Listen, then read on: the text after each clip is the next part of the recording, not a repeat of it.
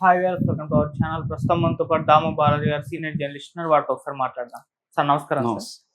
Sir Jammu కాశ్మీర్లో ఉగ్రదాడి నేపథ్యంలో నిన్న కేంద్ర కేబినెట్ మీటింగ్ తర్వాత పాకిస్తాన్కి అగెనిస్ట్ గా 5 కీలక నిర్ణయాలు తీసుకున్నారని చెప్పేసి చెప్తున్నారు. మరి ఏంటా 5 కీలక నిర్ణయాలు?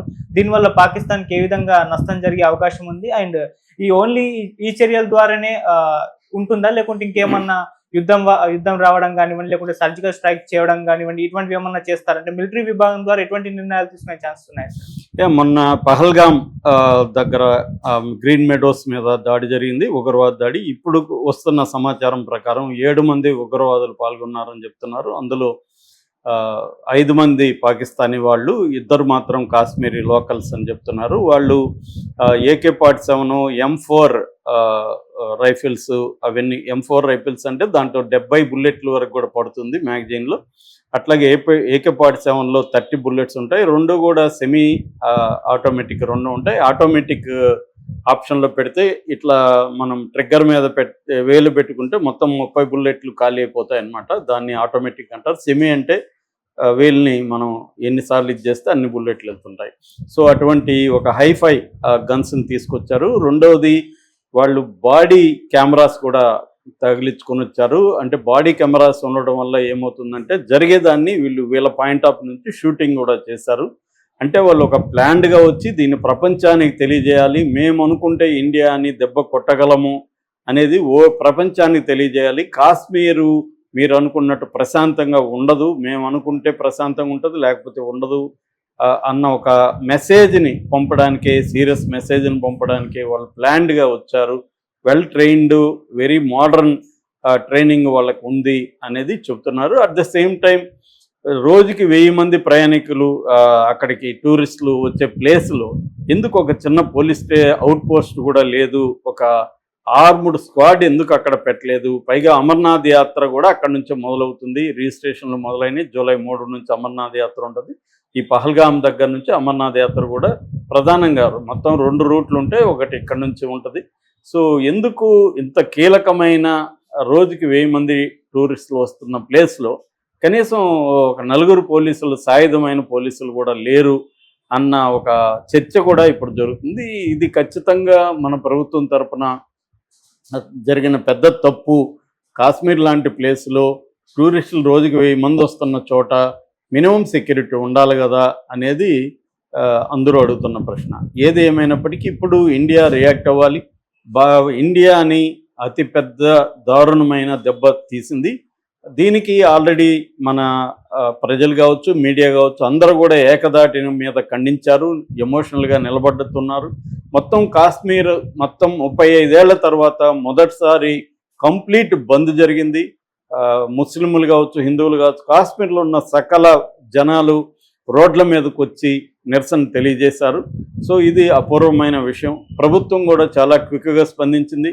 ఇమీడియట్గా అమిత్ షా కాశ్మీర్ వెళ్ళిపోయాడు. ఆయన బాధితుల కుటుంబాలని ఓదార్చాడు. అట్లాగే అక్కడ ఉన్న అధికారులతో అందరితో సమావేశమయ్యాడు. అట్లాగే మోడీ కూడా జెడ్డా నుంచి తన పర్యటనని అర్ధాంతరంగా ముగిచ్చేసుకొని సౌదీ అరేబియాలో పర్యటనని మోడీ వచ్చాడు. ఎయిర్పోర్ట్లోనే దావెళ్ళు ఆయన మిశ్రా వీళ్ళతో అంతా కూడా సమావేశమయ్యాడు. జయశంకర్ వీళ్ళందరూ కూడా ఎయిర్పోర్ట్లోనే మోడీని కలిశారు. ఎయిర్పోర్ట్లోనే మోడీ వాళ్ళతో సమావేశమయ్యాడు. దాని తర్వాత క్యాబినెట్ కమిటీ ఆన్ సెక్యూరిటీ, దీంట్లో అన్ని రకాల డిఫెన్స్ సంబంధించిన అందరూ ఉంటారు. ఈ కమిటీ 25 గంటల పాటు సుదీర్ఘమైన సమావేశం జరిపారు. సో మన ముందున్న ఆప్షన్స్ ఏంటి? ఇప్పుడు మనం పాకిస్తాన్కి యాంటీగా ఎటువంటి చర్యలు తీసుకోవాలి అంటే, 1 డిప్లొమాటిక్ చర్యలు, 2 జియో పొలిటికల్ చర్యలు, 3వది ఎకనామిక్ శాంక్షన్స్ లాంటివి, 4వది మిలిటరీ పరమైనవి. ఈ 4 రకాల చర్యల్ని మనం ఎలా చేపట్టాలి అనే దగ్గర ముందు డిప్లొమాటిక్ అండ్ ఎకనామిక్ ఈ 2 చర్యలు స్టార్ట్ చేశారు. పొలిటికల్గా ఆల్రెడీ మనకి దాదాపు అన్ని దేశాల నుంచి మనకి మద్దతు లభించింది.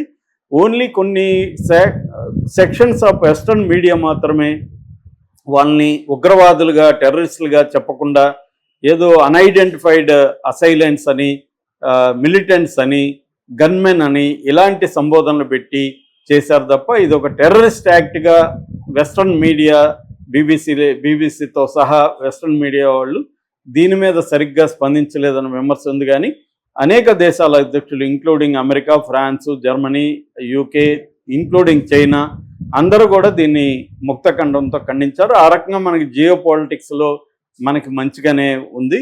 సో ఇక ఎకనామిక్ అండ్ డిప్లొమాటిక్ చర్యలు అయితే ఒక 5 చర్యల్ని మోడీ ప్రభుత్వం తీసుకునింది. ఇందులో మొదటిది ఇప్పటి వరకు సింధు వాటర్ ట్రీటీ అంటారు దీన్ని, సింధు నీటి ఒప్పందం మనకి పాకిస్తాన్కి మధ్య 1960 సెప్టెంబర్ 19లో నెహ్రూ ప్రభుత్వం ఉన్నప్పుడు జరిగింది. నెహ్రూ కరాచీకి వెళ్ళి అయూబ్ ఖాన్ నెహ్రూ మధ్య ఈ ఒప్పందం మీద సంతకం జరిగింది.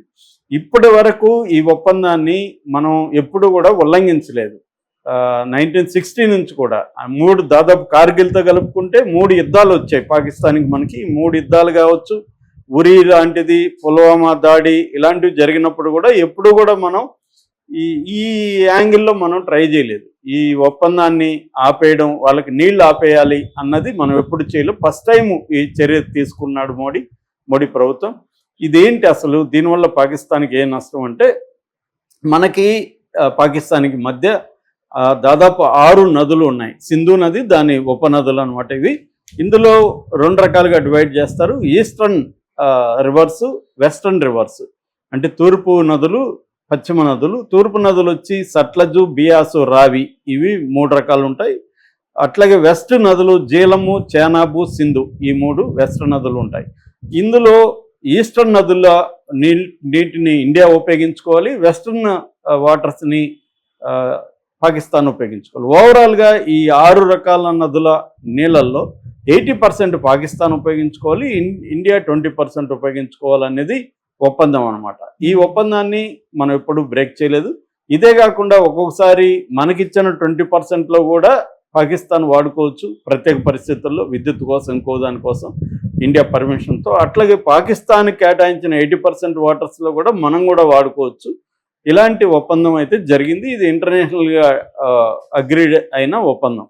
దీనివల్ల పాకిస్తాన్కి చాలా లాభం జరుగుతుంది. ఎందుకంటే దీన్ని బేస్ చేసుకుని అక్కడ 2 డ్యామ్స్ ఉన్నాయి. మంగళా డ్యామ్, తర్చలా డ్యాము. ఇది 10% వాటర్స్ని ఇస్తుంది. పాకిస్తాన్ పాపులేషన్లో దాదాపు 23% నేషనల్ ఇన్కమ్, జాతీయ ఆదాయము వ్యవసాయం నుంచే వస్తుంది. 68% మంది ప్రజలు, రూరల్ పాపులేషన్, వ్యవసాయం మీద ఆధారపడిన ఇది. ఈ వాటర్స్ని పాకిస్తాన్ 3 రకాలుగా ఉపయోగించుకుంటుంది. ఒకటి ఇరిగేషన్కి, వ్యవసాయానికి. 2 దాని ఏమంటారు, ఇండస్ట్రియల్ పర్పస్, పరిశ్రమల కోసం, సిమెంట్ పరిశ్రమ ఇలాంటి వాటికి వాటర్ ఎక్కువ అవుతుంది కాబట్టి పరిశ్రమల కోసం. 3 తాగునీటి అవసరాల కోసం. ఇది ఎక్కువగా పంజాబ్ అండ్ సింధ్, పాకిస్తాన్లో కూడా పంజాబ్ అని ఉంది, పంజాబ్ సింధ్ ప్రావిన్సెస్ అంటారు. ఆ ప్రావిన్సెస్కి ఈ వాటర్ని ఎక్కువగా ఉపయోగిస్తున్నారు. సో ఇప్పుడు ఈ వాటర్ని కట్ చేస్తుంది, సస్పెండ్ చేస్తుంది. ఈ ఒప్పందాన్ని కంప్లీట్గా రద్దు చేయట్లేదు, సస్పెన్షన్లో పెడతాము. అంటే పాకిస్తాను తన టెర్రరిస్ట్ కార్యక్రమాలు ఆపే వరకు మేము సస్పెన్షన్లో పెడుతున్నాం అనేది అనౌన్స్ చేసింది. ఇది పెద్ద దెబ్బ పాకిస్తాన్కి. ఆల్రెడీ వాళ్ళు వాటర్ స్కార్సిటీతో ఉన్నారు. ఇది ఎందుకంటే 154 మిలియన్ల ఏకర్ ఫీట్ అంటారు, ఏకర్ ఫీట్ వాటర్ని అందిస్తుంది వాళ్ళకి. సో అటువంటి ఏకర్ ఫీట్ వాటర్ అనేది ఇప్పుడు ఆగిపోతే పాకిస్తాన్ విలవల్లాడిపోతుంది. ఎందుకంటే ఆల్రెడీ సమ్మరు, అక్కడ వాటర్ స్కార్సిటీ బలంగా ఉంది. అటువంటిది మనం కానీ ఇప్పుడు ఆపేస్తే చాలా పెద్ద దెబ్బ అనొచ్చు. ఇది ఎక్స్ట్రీమ్ చర్యగా మనం చెప్పుకోవచ్చు మోడీ తీసుకుంటున్న చర్యలో. ఇక రెండవది ఇంటగ్రేటెడ్ చెక్ పోస్ట్, అట్టారీ అంటారు. ఇది పంజాబ్లో, మన దేశంలో ఉండే పంజాబ్ అమృత్సర్కి 28 కిలోమీటర్ల దూరంలో ఉంటుంది. ఈ అట్టారీ చెక్ పోస్ట్ని మూసేశారు. అంటే పాకిస్తాన్ నుంచి ఇటు రావడానికి లేదు, ఇటు నుంచి అటు పోవడానికి లేదు. దీనివల్ల పాకిస్తాన్కి పెద్ద దెబ్బ తగులుతుంది. ఇది 120 కిలోమీటర్ల వైశాల్యం పొడవుతో ఉంటుంది. ఇది ఏంటంటే క్రాస్ బార్డర్ ట్రేడ్ దీంట్లో జరుగుతుంది. ఆఫ్ఘనిస్తాన్ నుంచి పాకిస్తాన్ ట్రేడ్ కూడా ఈ రూట్లో ఉంటుంది. నేషనల్ హైవే నెంబర్ 1కి దగ్గరగా ఉంటుంది అన్నమాట. అందువల్ల పాకిస్తాన్కి ట్రేడ్ ఎఫెక్ట్ అనేది బలంగా పడుతుంది. దానివల్ల పాకిస్తాను ఆల్రెడీ వ్యవసాయం మీద, ఇండస్ట్రీ మీద వాటర్ లేకపోవడం పడుతుంది. దీనివల్ల ఫుడ్ గ్రెయిన్స్ వాళ్ళకి తగ్గిపోతుంది, ఇండస్ట్రియల్ ప్రాబ్లమ్స్ వస్తాయి, పవర్ ప్రాబ్లమ్స్ వస్తాయి. ఈ రకంగా పాకిస్తాన్ ఆల్రెడీ సంక్షోభం నుంచి ఇప్పుడిప్పుడే తేరుకుంటుంది. దీనివల్ల మరింత సంక్షోభం, ఆర్థిక సంక్షోభంలోకి పాకిస్తాన్ వెళ్ళిపోతుంది. ఇది మిలిటరీ యాంగిల్లో కంటే కూడా గొప్ప చర్యగా మనం చెప్పుకోవచ్చు ఈ రెండు విషయాలు. ఇది కాకుండా వీసాల్ని మనకు మామూలుగా స్పెషల్ వీసాలు అంటారు, వాటిని ఎస్పీఎస్ వీసాలు అంటారు. సార్ ఒప్పందంలో భాగంగా చేశారు. ఆ వీసాలను రద్దు చేసింది. వితిన్ 48 అవర్స్లో వెళ్ళిపోవాలని చెప్పింది. పాకిస్తానీ సిటిజన్స్ ఎవరు ఇండియాలో ఉన్నా వితిన్ 48 అవర్స్లో వెళ్ళిపోవాలి. అది మూడవది. నాలుగవది, మన అక్కడ పాకిస్తానీ ఎంబసీలో మన వాళ్ళు డిప్లొమాట్స్ వాళ్ళు దాదాపు 55 మంది ఉంటే అందులో 25 మందిని వెనక్కి పిలిపిస్తుంది. 30 మంది మాత్రమే ఉంటారు. అది నాలుగవది. ఇక ఐదవది, డిఫెన్సు, ఆర్మీ, నేవీ, ఎయిర్ ఫోర్స్కి సంబంధించిన అడ్వైజర్స్, పాకిస్తాన్ అడ్వైజర్స్ మన దేశంలో ఉన్నారు, మన దేశంలో ఉండే అడ్వైజర్స్ అక్కడ ఉన్నారు. వీళ్ళని మన దేశంలో ఉండే వాళ్ళని వెనక్కి తీసుకుంటుంది, మన దేశంలో ఉన్న వాళ్ళని పంపించేస్తుంది. వన్ వీక్ టైం ఇచ్చారు మీరందరూ వెళ్ళిపోవాలని. అట్లాగే వాళ్ళ దేశంలో ఉన్న మన మిలిటరీ అడ్వైజర్స్ని వెనక్కి పంపిస్తున్నారు. అంటే మిలిటరీ పరంగా చర్యలు తీసుకుంటున్నారు, తర్వాత ఎకనామిక్ పరంగా తీసుకున్నారు, పొలిటికల్గా కూడా అంటే డిప్లొమసీ పరంగా కూడా చర్యలు అయితే తీసుకున్నారు. ఇవి అయితే పాకిస్తాన్కి పెద్ద దెబ్బ. కాకపోతే ఇది సరిపోదు, మిలిటరీ యాంగిల్లో దెబ్బ కొట్టాలి. ఒకప్పుడు మనం ఎలాగైతే బాలాకోట్ ఎయిర్ సర్జికల్ స్ట్రైక్ చేసామో అలా చేయాలి అనేది ఇప్పుడు ఇండియాలో వస్తున్న ఇది. దీనికి కూడా ప్రిపేర్ అవుతుంది మిలిటరీ. కాకపోతే ఏంటంటే పాకిస్తాన్కి కూడా తెలుసు కాబట్టి వాళ్ళు కూడా సన్నద్ధంగా ఉన్నారు. ఇంతకు ముందులాగా లేరు వాళ్ళు. వాళ్ళకు కూడా తెలుసు వీళ్ళు వచ్చి అటాక్స్ చేస్తారని. కాబట్టి అక్కడున్న తీవ్రవాదులందరినీ సేఫ్ అండర్ గ్రౌండ్లోకి తరలించినట్టుగా చెప్తున్నారు. సో అటాక్స్ చేయడం వల్ల ఇప్పుడు పెద్ద ఉపయోగం లేదు ఇమ్మీడియట్గా చేయడం వల్ల. అందుకని ఒక పని ఏం చేస్తుందంటే కాశ్మీర్ లోయలో ఉన్న టెర్రరిస్టులు కావచ్చు, వాళ్ళకి షెల్టర్ ఇచ్చే వాళ్ళు దాదాపు 1500 మందిని ఆల్రెడీ అదుపులోకి తీసుకునింది మిలిటరీ. అట్లాగే ఒక 2 టెర్రరిస్టులను చంపింది. ఇంకా మొత్తం జల్లెడ పడుతుంది. ఇదొక కార్యక్రమం నడుస్తుంది. అట్లాగే పాకిస్తాన్లో ఆల్రెడీ మన రాయ్ ఏజెంట్లు ఉన్నారు ఎప్పటి నుంచో. అక్కడ మన కార్యకలాపాలు రహస్యంగా జరుగుతున్నాయి. సో వాళ్ళ ద్వారా అక్కడ టెర్రరిస్టుల్ని సీక్రెట్గా చంపేయడం అనే కార్యక్రమం కూడా మొసాద్ ఈ పని చేస్తుంది. ఇజ్రాయెల్ మొసాద్ అనేది ఈ పని చేస్తుంది. అయితే చాలామంది లేదు పాకిస్తాన్ మీద మనం యుద్ధానికి వెళ్ళాలి, ఇజ్రాయెల్ ఎట్లాగైతే పాలస్తీనా గాజా మీద వెళ్ళిందో మనం కూడా వెళ్ళాలని డిమాండ్ చేస్తున్నారు. ఇది సినిమాటిక్గా బాగానే ఉంటుంది. సినిమాలో మేమందరూ కలిసి నీ మీద దేశం మీద నిలబడి పోస్తే నీ దేశం మునిగిపోతుందన్న డైలాగ్ ఉంది. అది వినడానికి బాగానే ఉంటుంది, కానీ పాకిస్తాన్ అంత బలహీనమైంది కాదు. వాళ్ళ దగ్గర న్యూక్లియర్ వెపన్స్ ఉన్నాయి. మన దగ్గర న్యూక్లియర్ వార్ హెడ్స్ 172 ఉంటాయి. పాకిస్తాన్ దగ్గర కూడా 170 ఉన్నాయి. అయితే మనమేమో నో ఫస్ట్ యూజ్ పాలసీ అనేది ఒకటి పెట్టుకున్నాం. అంటే మనం ముందు వెయ్యమన్నమాట, అది మన పాలసీ. కానీ పాకిస్తాన్కి ఆ పాలసీ లేదు.